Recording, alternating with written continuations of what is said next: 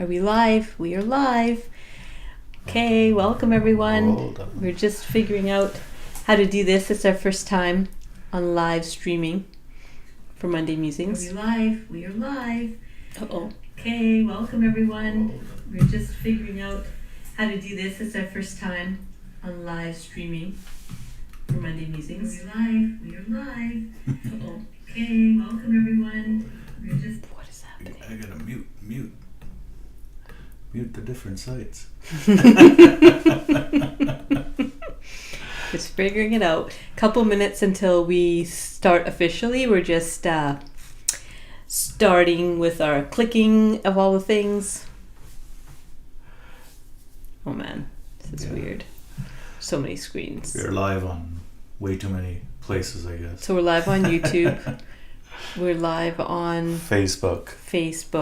We are live on Instagram. We're live on...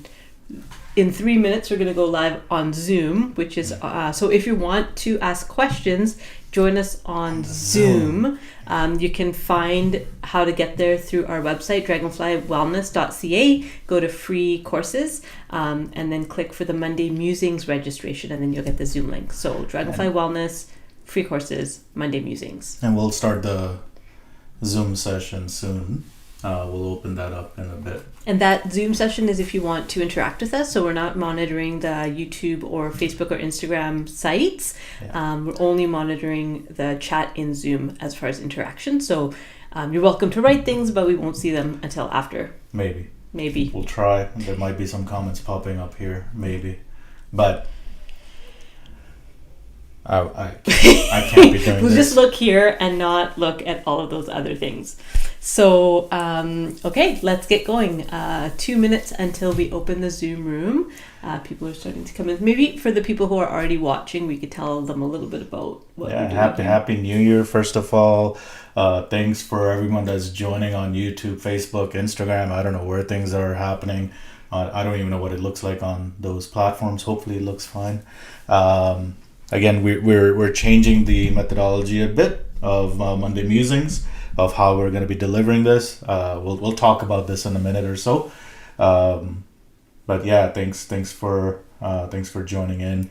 Again, if you're watching on one of the social platforms, we're most likely not going to be paying attention to the comments. If you want to ask questions, our first priority is going to be answering our Zoom call participants and answering the questions there. And hopefully that will be where we're paying attention. Again, we'll try to pay attention to all the platforms, and eventually we'll have 300 people on this call, and we're going to need a team to manage all the calls and all the technologies, because you don't want me clicking on stuff, right? You have to look here. I'm looking to see, make sure it's live. We've got 4 people supposedly on somewhere. No, but thank you. Thanks to everyone for joining. And we are going to officially start in about 25 seconds on our Zoom room, which is where we usually do Monday Musings. And now we're bringing it to live on Facebook, Instagram, and YouTube, as well as our trusted group of Zoom participants that comes every week. So let's let them on. One moment here. All right. Welcome everyone. Welcome to our Zoom participants. If before we start recording this conversation, if you want to jump on, you can to say hello on camera. You don't have to. Do you want to say anything before we jump on? No, just hello, welcome, hi. Hi, Sally. Good to see you. All the people. So we're not going to use names anymore because we are live streaming on YouTube and Instagram and Facebook. So we won't say your names, but we will wave to you if you wave to us, or if you say something in the chat. Happy New Year to you as well. Let's get started. Hi, nice to see you. Welcome All right. everyone. Okay. And as usual, I'm going to start clicking buttons. Okay. Someone's saying, hi, I'm in the car, so can't turn on my video. Happy New Year. Welcome. So it's really exciting because we're doing something different. It's January 1st, and we're really, really grateful for you to be here with us on New Year's Day. Can you start recording? Oh, okay, you can start recording. Go. Okay. Go, Saira, go. Hi, I'm Dr. Saira, and I'm a psychotherapist and the co-founder of Dragonfly Wellness with my husband, Faizan. My name is Faizan. I'm a life and relationship coach at Dragonfly Wellness. Also co-founder of Dragonfly Academy. We're starting off 2024 with Monday Musings, which is interesting and fun and exciting for us. And I was just about to say, thank you everyone for spending New Year's Day with us. We feel so honored that you're taking this hour to be in our company on this first day of 2024. Something that's different today that you might have seen come through the newsletter is that we are opening Monday Musings up. So what that means is we have our people on Zoom that are watching with us, and you can ask questions and interact just like we do every week.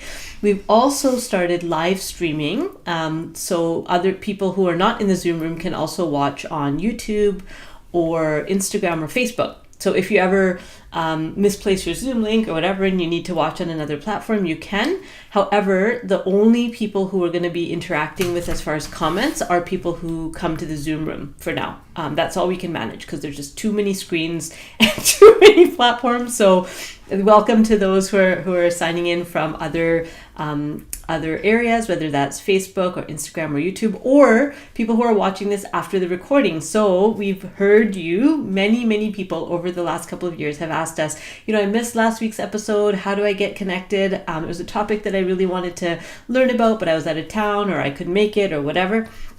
And so now the recordings are going to be available on YouTube for a limited time. We don't know how long, but at least for a week or two after, we're going to have them up on YouTube so you can watch them, maybe longer. We're trying to figure all that out, but at least for a week or two, you can go back and see the ones that you might have missed. And then that way, if you missed it, it's okay. And you don't have to be a Dragonfly member to watch the recordings anymore. And we're making some changes to the Dragonfly membership. I know we'll jump into romantic relationships soon. We want to get some of the logistics out of the way, especially as we kick off New Year here, but we're also kicking off New Year for ourselves and our business and our plans for the new year. So one of the changes that we've made, and those that are Dragonfly members, we've already gone ahead and kind of canceled the membership. Okay, so rewind. But let me rewind back. Yeah, okay. Go for it. So we are changing the way that Dragonfly membership works. We originally started the membership so people could get access to the Monday Musings recording. So that was like the real reason for the membership, and also access to all of our online materials. So we have a workbook, we have teaching videos, trainings, all sorts of things online that we were giving away for free for the last 4 years. And now we're shifting a little bit. You know that we've changed and we have new business partners, and we're shifting the way that we're doing wellness and academy. And so we are, Faizan and Monique is one of our business partners, are working hard at moving things off our current platform for Dragonfly Academy to something that's a little bit more user-friendly. And it'll be a paid, you pay for what you need, because we're finding a lot of people aren't using a lot of what's in the resource area in the membership. So it doesn't really make sense to keep that anymore. So we're shifting. So for those who are members right now, we have, I think, 33 members. 20.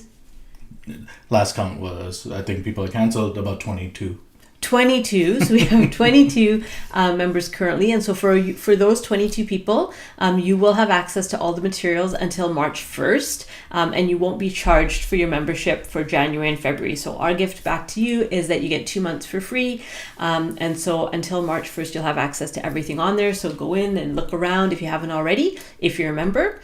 Also for our members, we want to let you know that the Dragonfly Huddle will also be changing. So we will be offering a Dragonfly Huddle, but now, because you're not paying for your membership, now there'll be a fee for the Dragonfly Huddle, and anybody can attend that. So there'll be a registration just like usual, but there'll also be a fee that you pay, and we're working out the number for that for the huddle. So the huddle has changed. Your access to the resources, you'll have it till the 1st of March. For those who were never Dragonfly members, you now will have access to all of the things that we have loading up on Academy. So right now, and it's a paid, you pay for what you use. So if you're taking a course, or if you're joining a class, or you're doing a workshop or a group, that'll all be, you pay for what you use rather than just paying for a membership.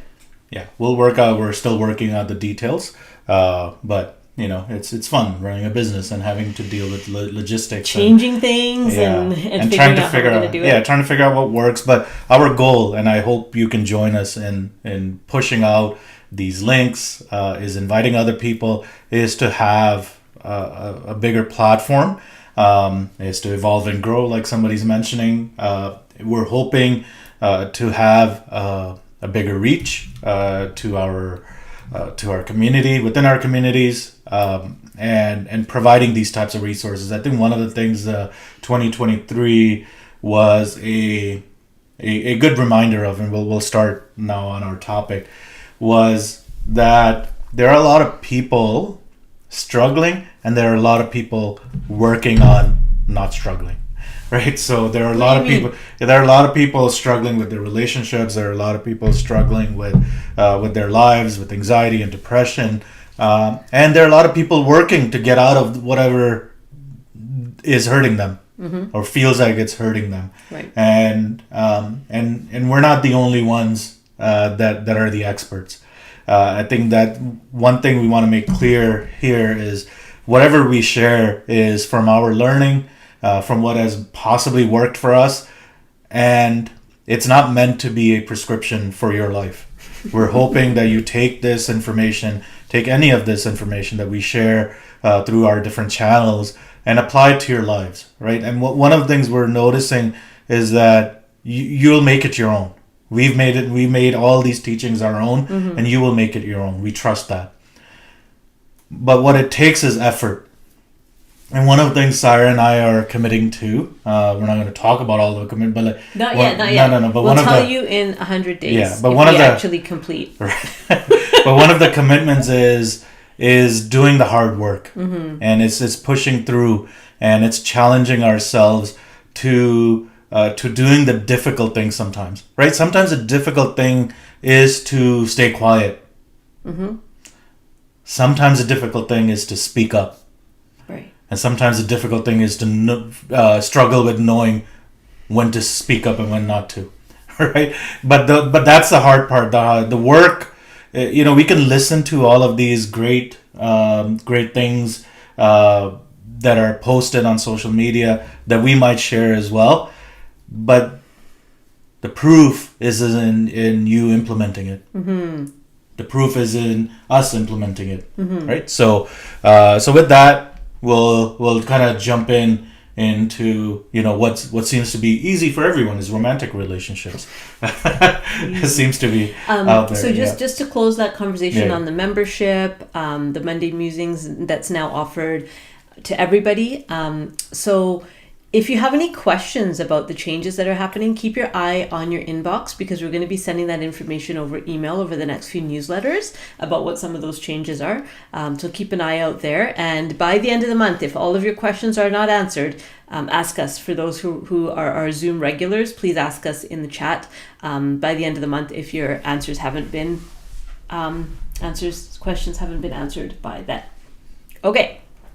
So the topic for January is romantic relationships. And we like to do this topic in January before Valentine's Day, because it seems like around, Valentine's Day or a few days before, a few days after, everybody's talking about romantic relationships and love, and but kind of it's like what I like to call the samosa and Bhangra version, right? Like the people are doing like diversity training, and it's like samosas and Bhangra and Bollywood, and that's how you learn about so not that, right? That's Valentine's Day to me. It's like the samosa and Bhangra version of love, and it's it's much more than that. So we wanted to talk about it in January so that we actually have some time to think about the way that we approach our romantic relationships, and also what's gone well and not so well in our romantic relationships, either current or past.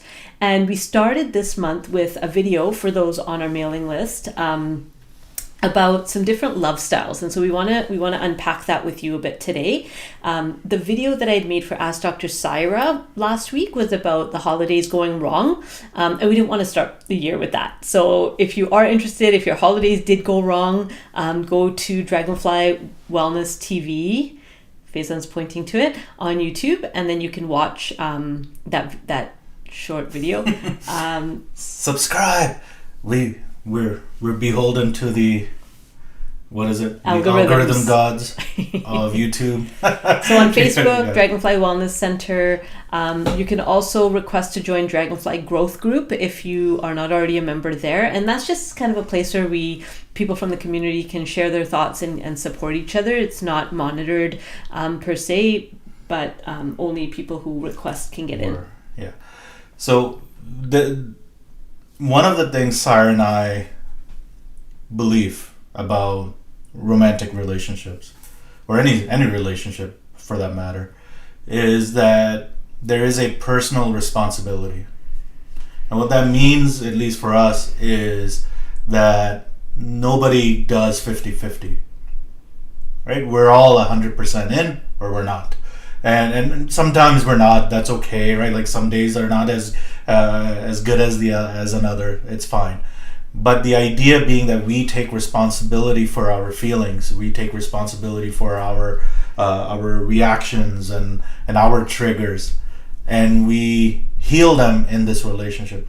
You had a great thing that you mentioned, right? Like that relationships are a place where we come together to heal our past traumas, whatever they may be. That's what it seems like. For those who are actually trying to do relationships in a conscious way and as a pathway of personal growth, we can actually do a lot of our healing within the relationship, because relationships bring up a lot, right? They bring up a lot of our attachment stuff. They bring up a lot of our early experiences with love and connection and bonding and attention and all the things that may have been missed for us.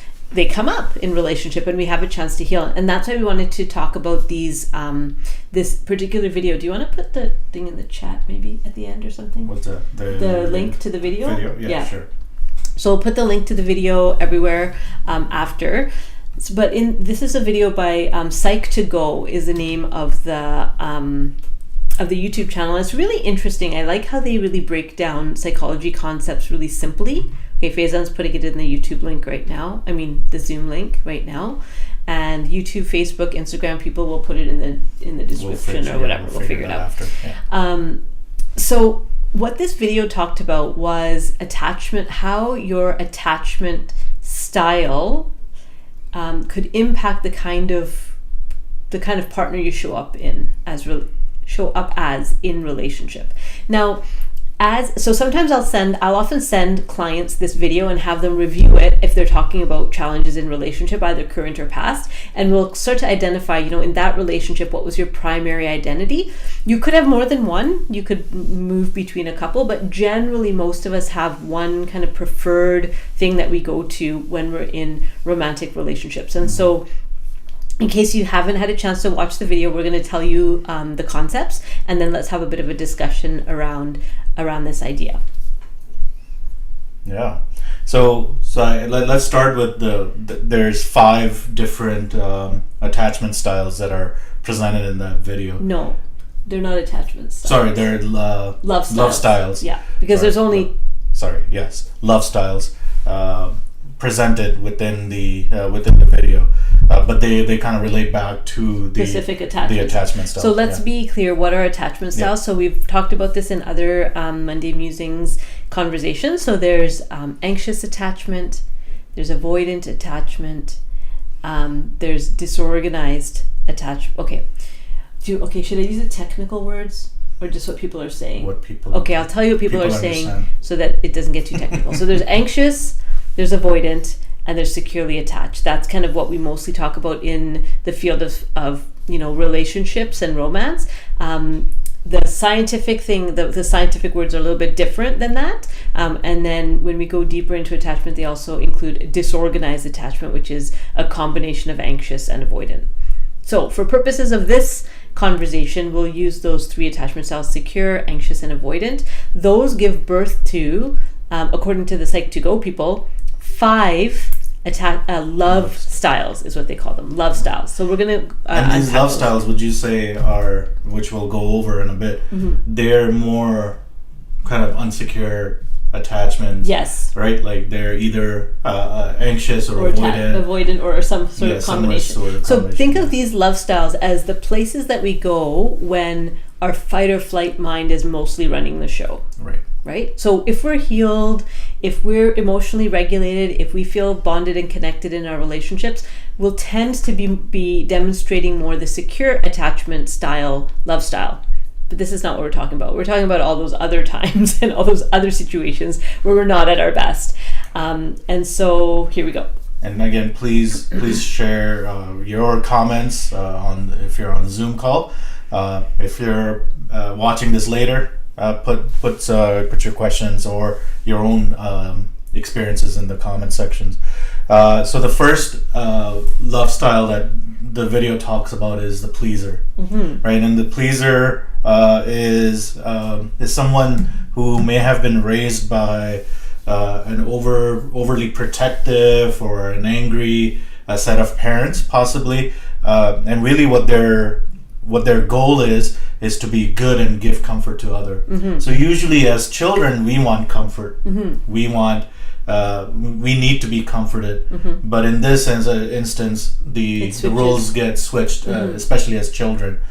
And what that leads to is that we're not actually in touch with our feelings or our needs as pleasers, or our needs. And when conflict starts, we tend to shy away from those conflicts. Right.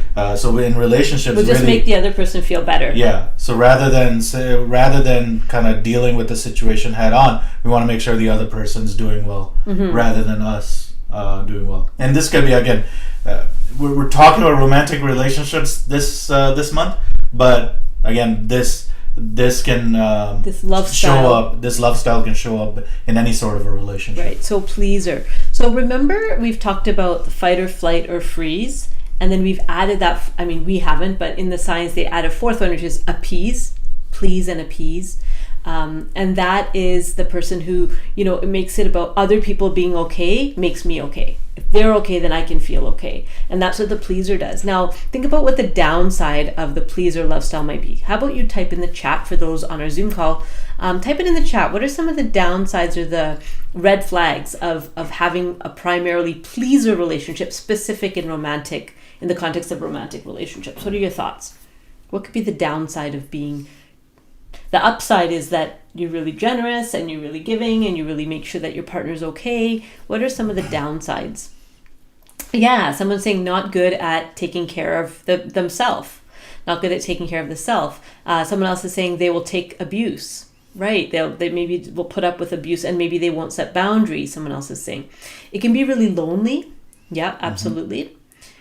Because again, your needs as the pleaser are not even thought about, right? You don't even think or ask for anything that you need, so it can feel really lonely. You could also feel left out. Right. Yeah, because life seems to be about other people and not about you. And I think Saira mentioned this earlier. If you're watching this later or even watching this now, you might relate to multiple styles here. And that's okay. And so I would say rank them. Rank your top 3. So which is the one that's the most like you, and then the second and the third. So you'll see it, but again, during stress, you'll kind of go to one, right? So there's a lot of us who will go to pleaser, and then the other roles that we'll talk about. So I think we want to talk about this later. We'll just kind of go through the other stuff. No, I think let's do it. So with the pleaser, for a pleaser, if to kind of revert that style, right? Like if you're kind of do it in a healed way. Yeah, to do it in a healed way. What is required of you is that you have to be honest about how you feel about what's actually going on, what's in reality. You might have to set boundaries. You might have to be just comfortable talking about those feelings. Managing conflict. Yeah. Dealing with confrontation. Somebody else is saying lots of overwhelm if too many people to please at the same time. That's such a big one for pleasers. And also divided loyalties, right? If there's two people that want different things of you at the same time, it can be really stressful for a pleaser because they can't make, they say you can't make everybody happy at the same all the time. Yeah. So the way it's a lot of things to juggle, right? Because especially I think there's many people who it leads to burnout, like somebody's mentioning, is that especially if they're not in the same room, you're doing one thing for another, and you might be doing the totally opposite for the other party that's in conflict, right? And you're trying to juggle these balls in the air, and then somebody else is saying you can't make anybody happy ever. That's also true, right? We can't make anybody else feel any particular way, but pleasers are trying to, right? When you're in the pleaser mode, you're trying to make other people okay, which again then depends. One of the downsides of that is that you put power into the other person's hands. They've got to be okay so that I'm okay. And this thing about there's always a complaint. I mean, most of us find something to complain about. It seems like kind of human nature for many of us, right, to find a complaint. So again, that's love style number 1. Love style number 2 is the victim. And the victim is just kind of always been hurt. They were hurt by growing up, and they learn to contract they and make themselves really small, and make themselves really they kind of went into this, oh, poor me, and it was legitimate, right? When it started, it was a legitimate perspective, and it was a helpful perspective to keep them safe. Now that it's it can come from a place of abuse or any of those things. And the idea is that if I play small and I'm hidden away, then they can't hurt me. Right. And so it's a protective. But victims don't always play small because they're often the complaining that you're talking about. The victim will be the one who's always complaining about how life is so hard for them and all of the difficult things they have to do and looking to other people to make them feel better. Now imagine a victim and a pleaser together in a relationship, right? You can imagine the dynamic of that. Yeah. And the way out for a victim is self-love, is learning to love yourself. Because one of the things that the victim didn't get was love from the parent, right? Or from somebody else. Well, they might have got love, but they might not have got attention in the way that they needed. Right. And so the idea being that with self-love, with that growth, we're able to then be ourselves and then show up in that relationship in a healed manner. Because if I can love myself, I see the world differently. Then you don't feel sorry for yourself, right? Because when we're feeling bad and feeling sorry for ourselves and like the world's out to get me, then it's like wearing certain color glasses and seeing the world through that tint everywhere you look. I was giving an example to Faizan the other day of somebody I know who just has a victim story constantly running in their mind, and so they're assuming that other people are avoiding them or blaming them or judging them, and so then they interpret certain actions as judgment or avoidance or blame. They're just interpreting a very like mundane, innocent action as judgment or blame and that interpretation then leads to them actually doing something that people then avoid and whatnot, right? So the idea is if I'm in self-love, I'm in self-acceptance, I can let everything be. I don't have to control anything. Right. I'm not being controlled by your set of opinions. Right. Because the victim is playing the victim because they've been controlled. Right. So they were controlled. They see everything that's happening in life as control. It's I'm being controlled by forces beyond where I don't have choices. And so that victim, the way through is self-love and not waiting for someone else to do it for you or somebody else to save you, but having the courage to look at saving yourself. Right. So the third love style talks about controller. So the third style is the controller. Now the controller, they kind of grew up in some sort of a rigid, unpredictable type of environment. Rigid or unpredictable? Well, they're rigid and unpredictable. So so basically what happens is like if there's certain things don't go their way, So the parents' way, there's kind of this loss of control, right. and so that's the unpredictability. Right. So there's certain rules, but those rules might be they can be different, right, at certain points. So you want to talk a little bit about that? So the controller is the person who tends to be really angry in relationship. Like they're kind of stomping around and huffing and puffing, and things never seem to go their way, and they're kind of angry with the world, and they're angry in their relationships, and they're just always trying to have things a particular way. They could also be the kind of controller that's a perfectionist, right? That just needs things to be their way, and if they're not their way, they get kind of like aggravated and agitated. They might not be as explosive in their anger, but you can feel that low level irritation all the time because things aren't exactly the way that they want them to be. Right? And a controller, again, comes from a place of not feeling in control when they were young, and so now having to be in control as an adult. The controller, if we look at abusive relationships, often people who take that role of abuser are in that. It's like the wild extreme of controller, right? And again, controller and victim often find each other, unfortunately. And so somebody who's going to always feel afraid and somebody who's always going to feel power or want power over kind of seem to attract each other. And then that power comes from because of that unpredictability that they grew up with. So they need control. Yeah, is that if I can control everything around me, then things are safe. Right. But they often make things unsafe for right. others. Right. Without maybe meaning to. Yeah.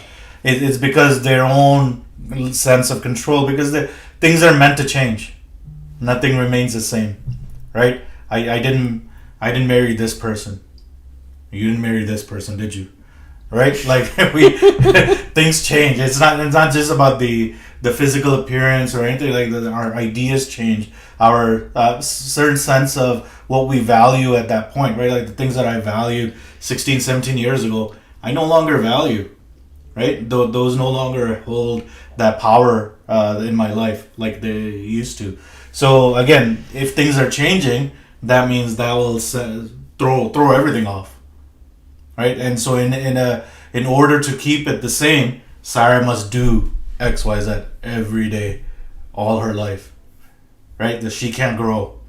I must also do the same, and I can't grow. So I think but we know we grow, things grow, our ideas change, and so that throws everything off. And so for a controller to actually come into a relationship healed is to let go and trust, right? We have to be able to submit to this higher power that we talk about sometimes. We have to submit to the flow of life. Submit to the relationship. Submit to the relationship to say, you know what, we'll work it out. This thing isn't going to be the same every day. It's not going to be all fun, all laughter, all the time. And that's okay. There's nothing wrong with us because we're not always butterflies and rainbows. That's normal when you're living with somebody on the long term. Right. So that's that one. Do you want to talk about the next one? The Vacillator. Yeah. So the Vacillator had a lot of, so when you talk about unpredictability, that's where that comes from. That sometimes things are good and I feel connected, and then sometimes suddenly they're not. And when in other kind of Psych2Go videos, they show that parent that kind of goes on holiday, right? And they're like just doing their own thing, and they're sometimes there, they're sometimes not. Yeah. So as children, for vacillators, as children, if your needs were your parents' priority, right, because it just and when they did come back and say, hey, let's connect, you're like, no, you're angry now. Yeah. So remember in the attachment styles, that's the avoidant attachment, where the child, when the parent comes back, the child's like, no, I'm sorry, I can't connect with you now. It's too painful to connect with you. And so that can become the vacillator, where they're everything seems fine, but then their needs aren't met, and then there's this response to the other person. And in that sense, as a vacillator in a relationship, they're always kind of jumping in and looking for that consistent love. And so new relationships are always exciting. Right. The beginning of the relationship is always like, wow, and then you feel so like they jump in really fast into relationships. Right. And they're they're very like aware of how they think the other person is relating to them. So they're very kind of other focused and like, how are they doing? What do I need to do to make sure I get their attention and keep their love? And they're overly sensitive to any changes in the other person's behavior. So as soon as they see that there's a problem, it's like the relationship is broken. Yeah. Right. Like it can't be can't be mended. It's over. Right. Like anything. It could be something small. I didn't say hello. Right. I didn't respond to a text in time. And then they make it a really big deal. Like, oh my gosh, something's wrong. What's happening in the relationship? Right. So they're very kind of worried about the relationship. They're very focused on the relationship. Even though the other person might feel like everything's fine, the vacillator tends to be like, are we okay? Are we okay? How are we? They're always checking to see if things are okay. Yeah. And part of the healing that the vacillator has to go through is pacing themselves, right? Focusing some of that attention and that needs that weren't met for them is to actually fulfill those needs themselves. Right, so the need for attention, the need for love again, and it's to pace themselves before they get into a relationship. Patience when committing, right, and knowing that when things are off, it's okay, right. Having that patience and not making it mean something about me. Not personalizing everything. Right. That if Faizan didn't text Saira, it's like it doesn't mean that he's angry with me. Yeah, this is not a personal. Right. It could be that he just was in a meeting. Yeah. Yeah. It could be I learned that like early. I think we did this and I was the vacillator, right? Yeah. Was it? Yeah. Vacillator and pleaser kind of mind. Yeah. Yeah. Yeah. I went with controller and pleaser. So when we're both pleaser, that's great. That's at a the good same time. Yeah. When we're both pleaser. Yeah. Nobody's getting their needs met.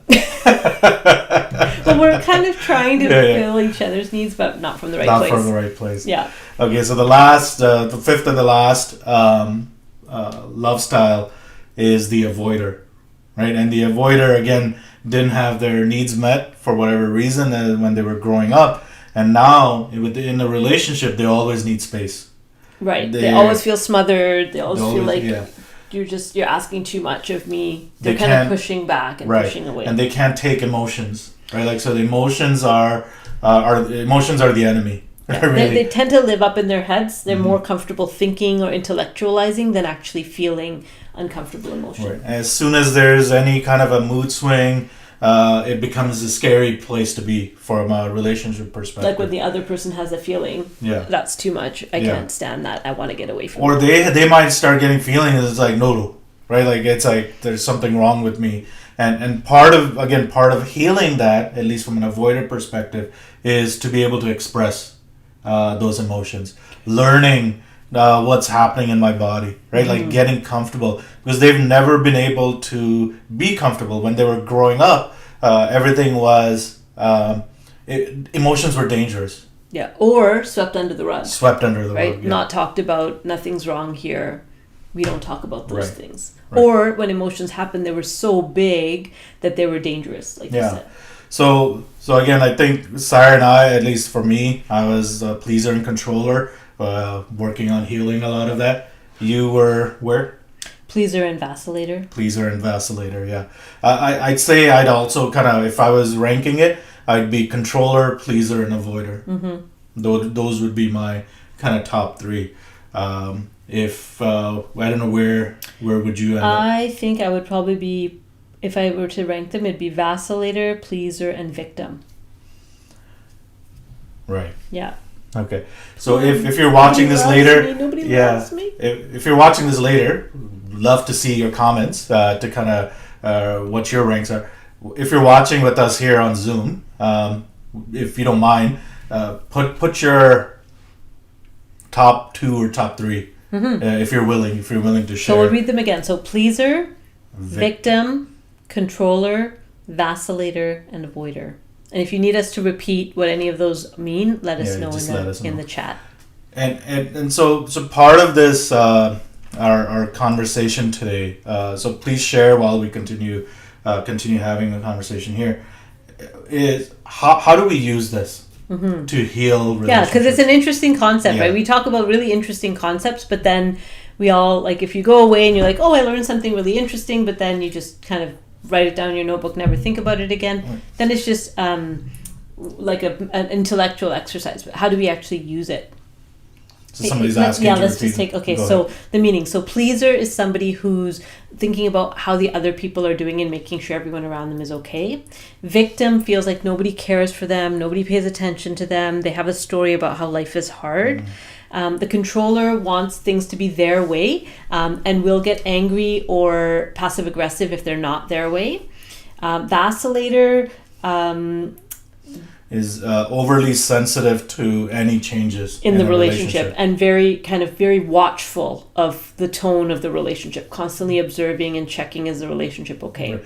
So if things are done in this manner, if for some reason it's done in this manner, it's like, it's upsetting. It's a big deal. And the vacillator also they jump into relationship really fast. They go deep really fast. Right. And then the avoider just would rather it more intellectual, not really always feeling like the relationship's a bit too much for them. And needs space.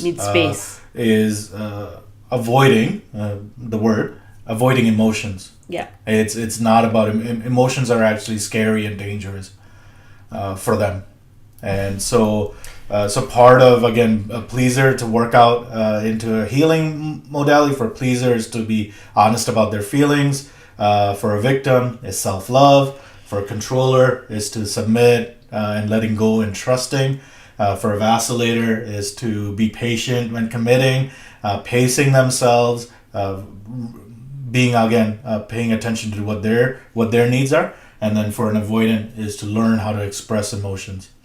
Again, we talk about, I think the other thing about expressing emotions, if I may, is that sometimes we talk about, it's okay to express my anger.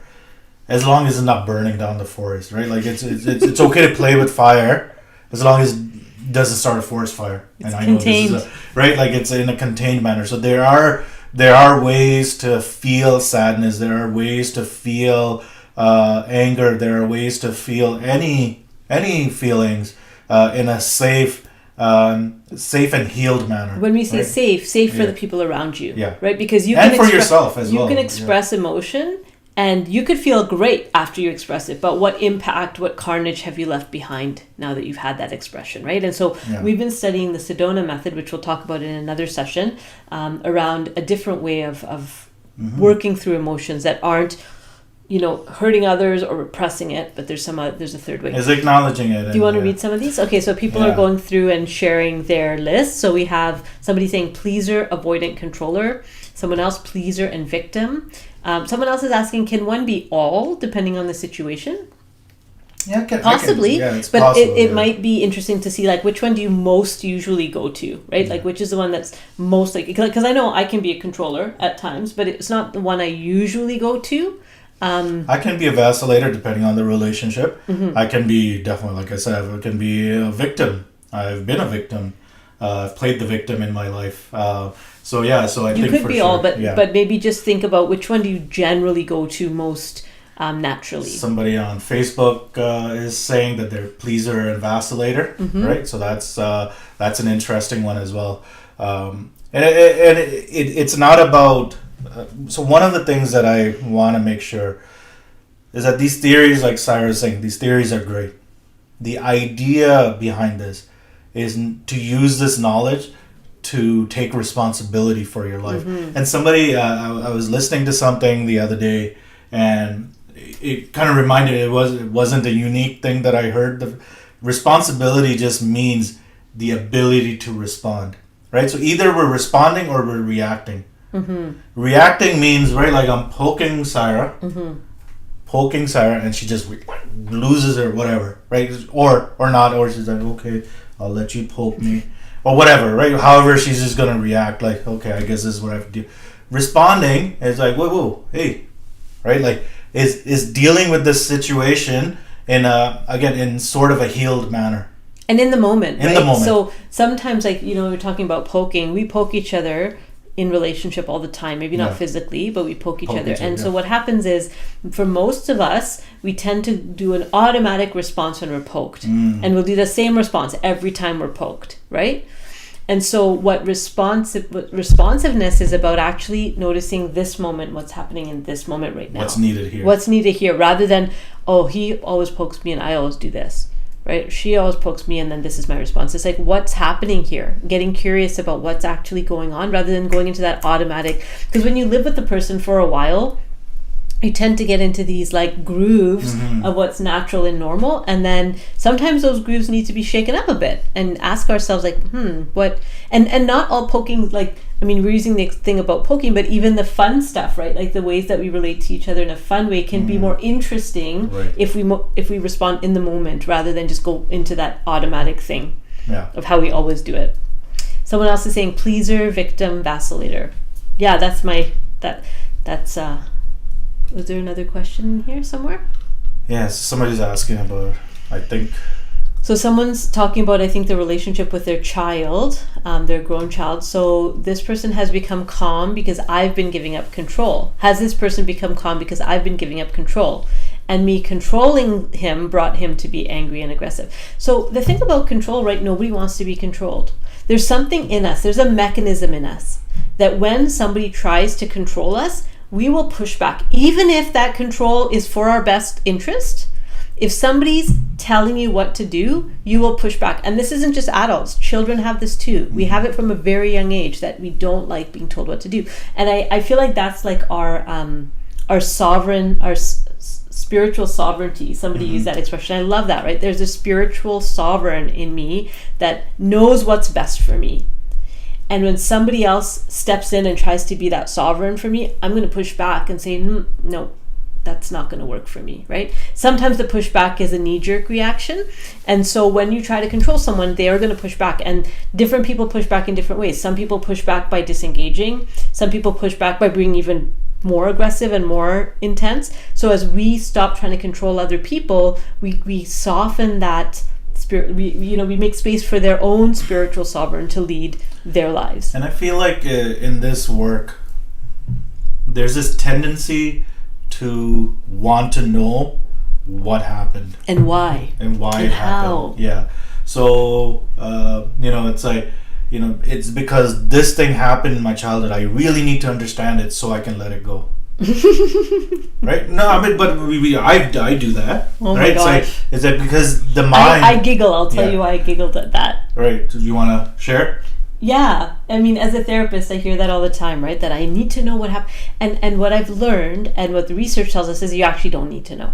You don't need to know the event. You don't need to know any of that.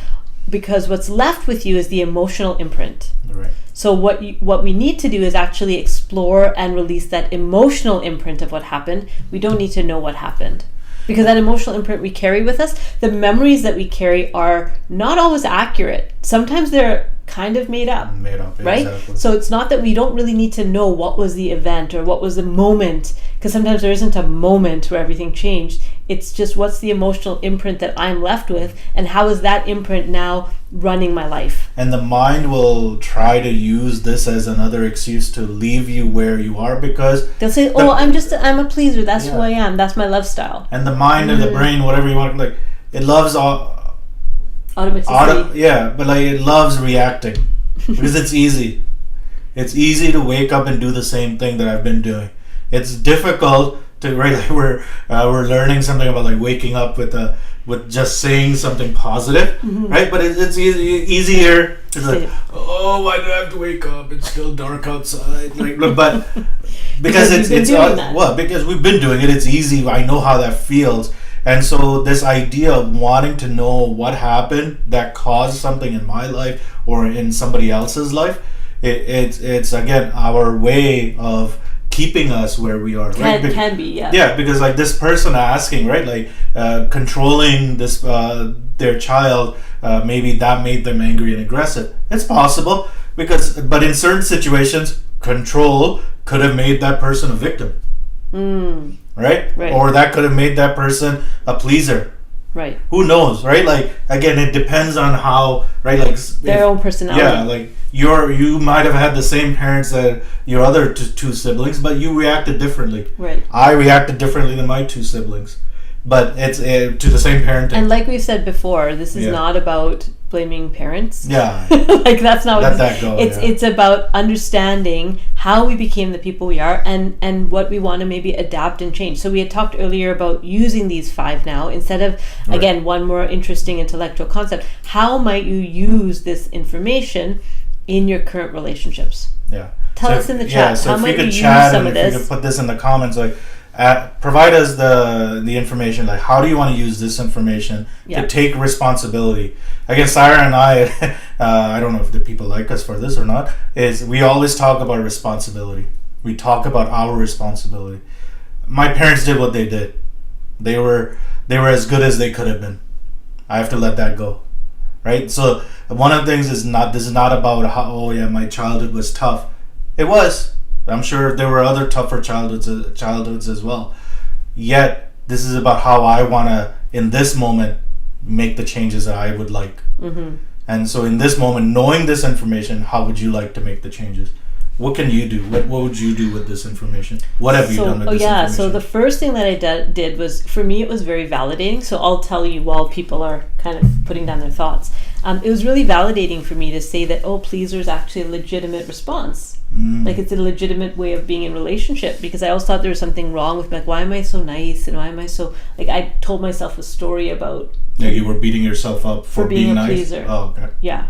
Yeah. And understanding that, this is where it comes from, this is why I do it, and that permission to start saying, well, what is it that I want? What is my need here? What is my interest here? That felt really liberating to me. So, because, I mean, it's an interesting one. As a pleaser, did you find, when you had to get honest about what you needed and what you felt, did you expect the other person to fulfill those needs and feelings? Well, when I was honest, what I found was that I was feeling resentful, I was feeling used, I was feeling angry, but those feelings were so unsafe in my mind that I didn't even access them. To express it here.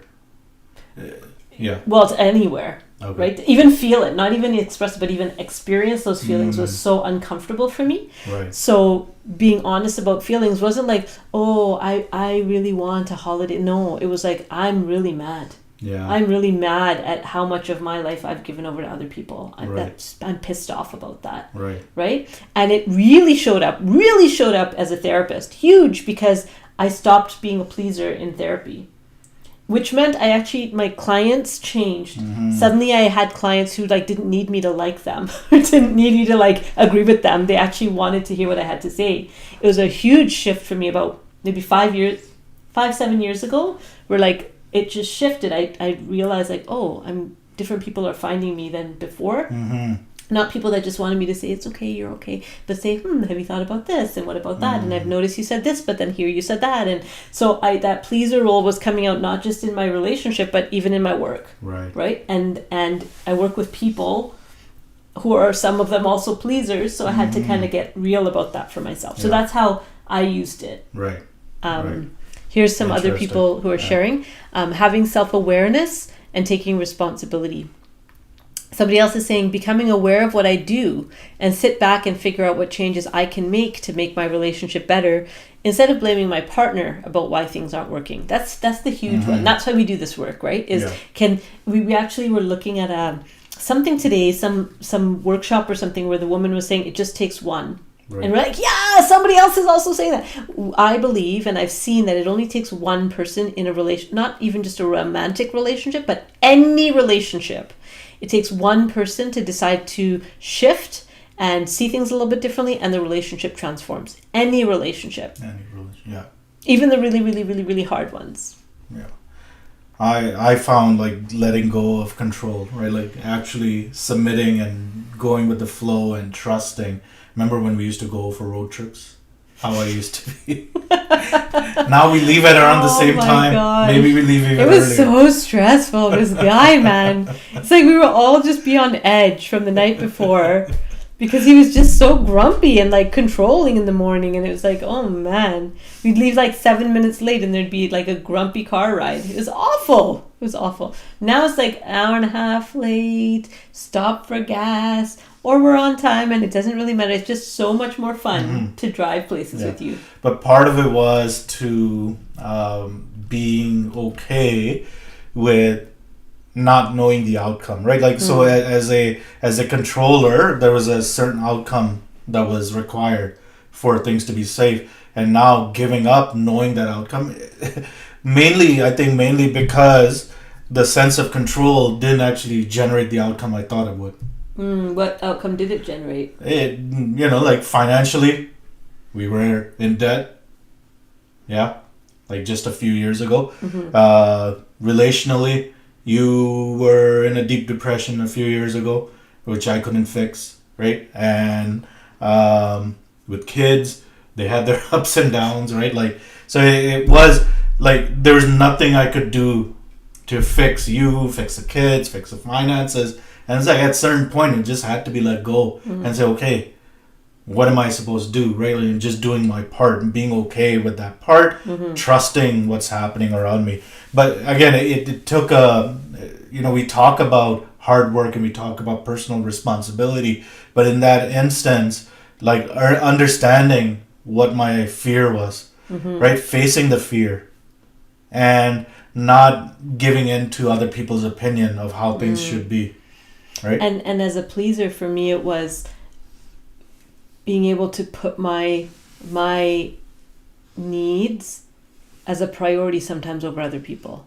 That was really including your kids, including my kids. It was very, very hard to do that, and I got a lot of blowback in my family for that, for putting my needs first. People don't like it when you've been a pleaser and suddenly you stop doing that. Right. So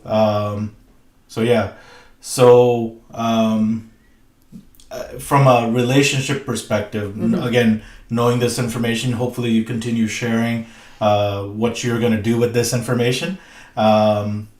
Somebody's saying here, in my younger days, I was a controller because I wanted everyone to have a good time and nobody was enjoying. Having grown a little, I am to sit back and go with the flow.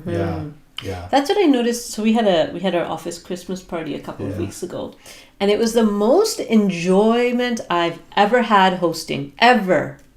I think the close second was our family reunion last August, was a close second, but this was a first. And I think it was so... You let somebody else decorate your house? Somebody else decorated my house. Let somebody. Yeah. You agreed to it. I invited her to. My daughter decorated the house, so that was like not on my plate. The meal was easy, like cooking. I had help, like abundance of help, like so many helpers. I barely had to do anything. It all got done. I had time for a shower. I got ready. I wasn't rushing to the door at the last minute. And the evening went so well. Like there was these moments of just silence. There was a snowstorm. We had to shovel the driveway. All the things happened, but I didn't feel worried. Is everybody having a good time? Is everybody okay? Is everybody okay? I didn't. And part of that was letting go of the pleaser in me that's like, how can I help you? How can I help? I just let that go. And people enjoyed each other without that edge that I used to have of like things have to go a certain way and like they better not put the fork in that. The fork has to go in this section of the dishwasher, not that section. Like I just let all that go. Yeah. And that's, I think, why I had fun, because I wasn't trying to have it go a certain way. I had like predetermined idea of how it should go. Yeah. So our hope is that with 2024 coming into the view here, is that all this information that we're going to share, we're going to be here almost every Monday. Every Monday. Unless Christmas again falls on a Monday. We'll take Christmas off. Which I don't think I haven't looked at the calendar. If it's on Christmas, we would take Christmas off. But we're here every Monday. But where our hope is obviously to grow this community, but that whoever is showing up to learning and taking responsibility for their lives. Right? The ideas don't matter as much as the implementation. Yeah, and spreading it out, it around, because there'll be people who don't ever come to a Monday Musings in your life who you think would be really interested in some of these ideas. Share them, pass it along. Yeah, share the ideas. This isn't. We're sharing ideas. The reason we share other people's YouTube videos rather than, Saira's talked about this herself is that sometimes different voices reach different people, and that's okay. We're not we're not the voice for everyone. We get that. And so your voice might be the one that reaches maybe a family member or a friend, right? Or along with this. So spread it around. Yeah. Spread around the information. Yeah. That you find that works for you. Yeah. So as we're kind of coming to a close, about 5 minutes left in our session tonight.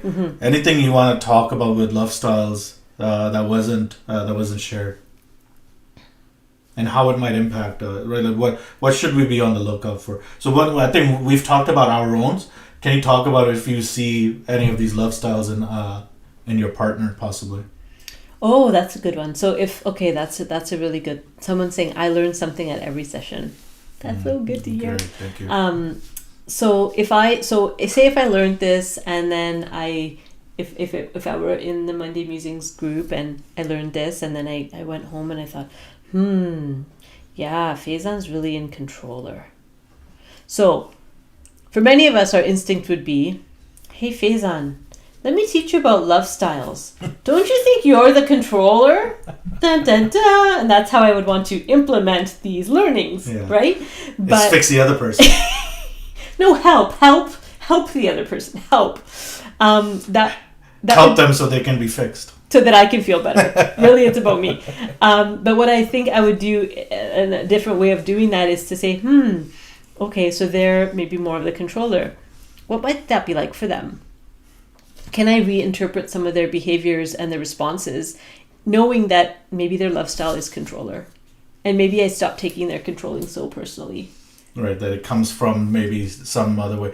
But how do you, you have to be able to deal with people. Oh, right? And here's the other one. Here's the big one. Here's the big one, folks. Ready? Can I own that element in me? Ooh. Somebody said, can we be all five? I think we are. There's some part of us that can relate to any of the five. And so if I'm seeing my husband, my partner as the controller, can I start being honest about the controller that's in me and paying attention to that voice and seeing what that voice is about? What does that voice need? And what do I like to control? So I think I was controlling around certain things, especially around time and whatnot. I was controlling baseboard dust. Still trying not to control the baseboard dust. Yeah. Yeah. But there's because places it gave you a sense of. I know there's people on this call who know what I'm talking about. Baseboard dust. It still bothers her. Still, 4 years later, and that damn base. I mean, it's better. It's way better. I see some thumbs ups. Yeah. So I think again that the part of this is to being okay with the other person, but dealing with, I think somebody just said, understand their perspective. And that's a great way to look at it, that I can understand their perspective. It still might not feel good to be controlled. It still might not feel to always hear the stories of a victim. Always somebody trying to fix things and by pleasing you rather than facing the situation head on. Right? That was one of their issues with finances, was you're just trying to make sure everything's okay, rather than can we make the hard decisions that we need to, right? Can we actually have face the confrontation that needs to happen, face the difficult conversation that needs to happen. You and I, I mean, not because that wasn't the only reason we didn't get out of debt sooner or whatever, but it was a hard conversations to have because we had different ways of looking at things, and you were also trying to make sure everything was okay, rather than let's face this, let's face this together, right? So yes, there might be struggles, but our hope is, yes, you can possibly identify your partner's love style, or your parent, or your child, or don't try teaching them and telling them what it is. Yeah, that's probably you can share the information, but don't. They've got to come to their own, right? Saira can tell me to let go and trust. I have to actually do the work of letting go and be interested in doing the work. Yeah. Some people, some of our closest loved ones, don't want to change. Don't want to change. Yeah. They just don't. And can we love them anyway? So we're at 6:30 Pacific. We're gonna end this session. I'll stop recording. So thank you to everyone on Zoom. Thank you to those that might have joined on YouTube or Facebook, or if you're watching afterwards. Instagram. Please type it in comments. Share what you learned, and again, invite other people. Share this information, even if you don't invite other people to hear. And for those our regulars, a reminder that it will be available on our YouTube channel on Dragonfly Wellness TV for at least a month. This episode, so if you want to watch it again or you missed some things, feel free to go and check it out. It's supposed to be a live podcast, so it should be there already. Possibly. We hope. We'll see. We have no idea how technology works.